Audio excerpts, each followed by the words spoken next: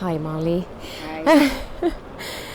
Could you please tell your name and who you are shortly? Introduce yourself and what had brought you to this workshop?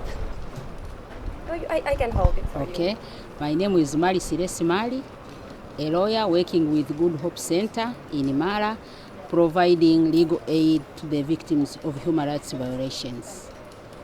I was invited to this workshop because I am dealing with a marginalized group in Tanzania, in Mara region, where the violations rate is high. I hear you have a lot of experience with working with marginalized groups, especially with women in your region.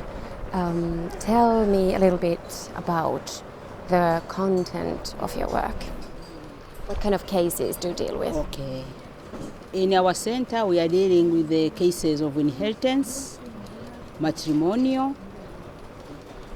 will writing, and the provision of support to the children.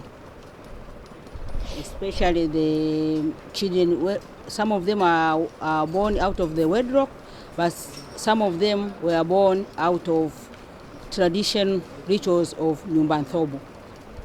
So what kind of problems does this raise and how does your center deal with them? I beg your pardon? What kind of problems do you face with your clients and how do you deal with these problems? What are your methods? Okay.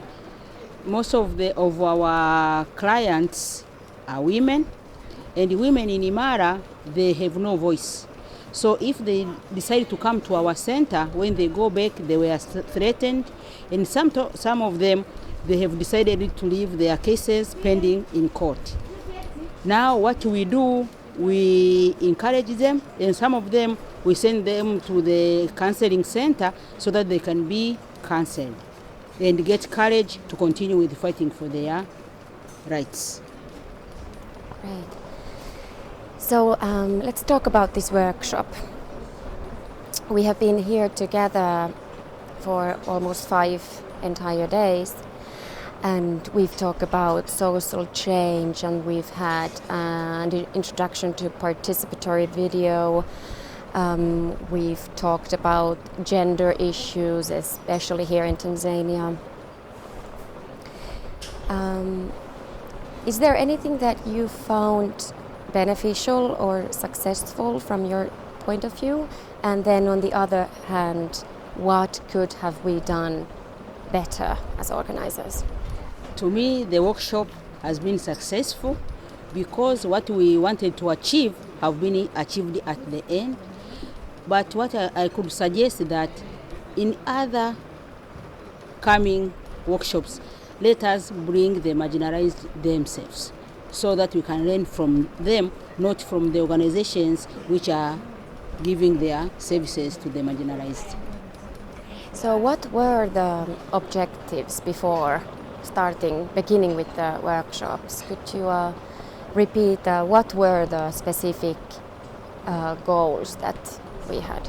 Okay. Building networks, having common goals in working with the marginalized, but also gender sustainability and empowerment. And through this workshop, these all have been achieved. You have led your own group project here, so to say, which is related to gender rights. And you have also experience in being involved in twice shadow reporting to the UN CEDAW committee, which is a committee report where nation states report on the Convention of All Discrimination Against Women. Would you elaborate a little bit on this and your experiences? We as the COCOs in Tanzania, we are at the beginning we are look at enemies, but as the time goes by, now the government has recognized that we are doing what the government cannot do. So in preparing the shadow report, we are going to collaborate with the government, because we have to go to the respective ministry and get the report which will be submitted by the government, go through it and see where something have not been yet so, and suggest what have been to be done according to the priorities set by the government on that particular issue. So as a shadow reporter, have you felt that the government has actually listened to you and taken note from the suggestions and comments that you have made on women's and gender issues, women's rights during that shadow reporting process? Yes, now for the coming 2015 election, we want to have 50-50. One woman, one man at one province, and we are going to vote for both. Also, there is increase of capitation to the issues of women, and at that moment, we lawyers were not able to present people at the primary court because the magistrates have lower qualifications, but they have wrote the circular which allows now the lawyers with degree to become the magistrates of the primary court, so the advocates can go there and defend the women, the children, because it's at that primary courts where many cases starts and where many cases were misled because of the absence of the advocates. Okay, so within this group of the workshop here,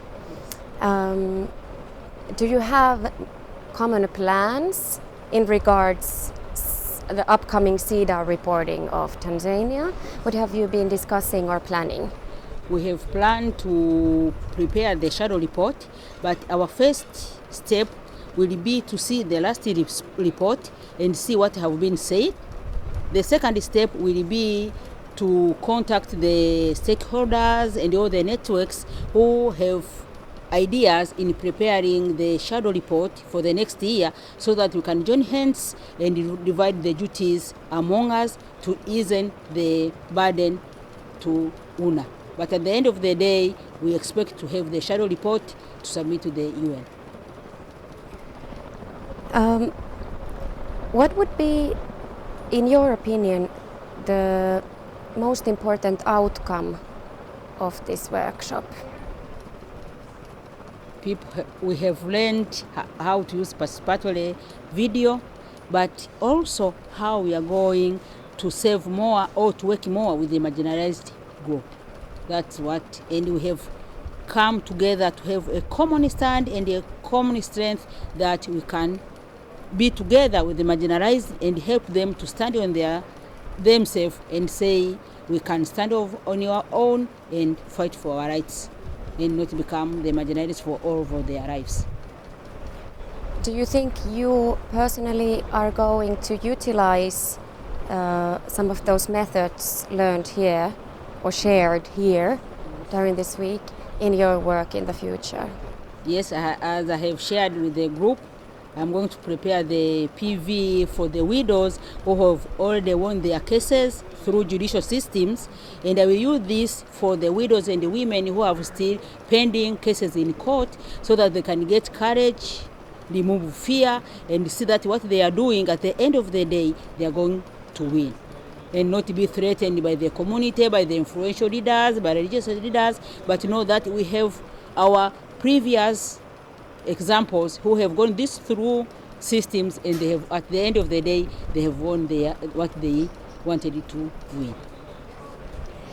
And my final question would be, we have talked about social change during this workshop and the mechanisms behind social change and why change happens in general. If you could decide on one change, single change in your society, what would that be? Change of harmful traditions which are oppressing the women and children. Thank you so much, Mmali. Thank you. Thank you. Wonderful. Thanks so much.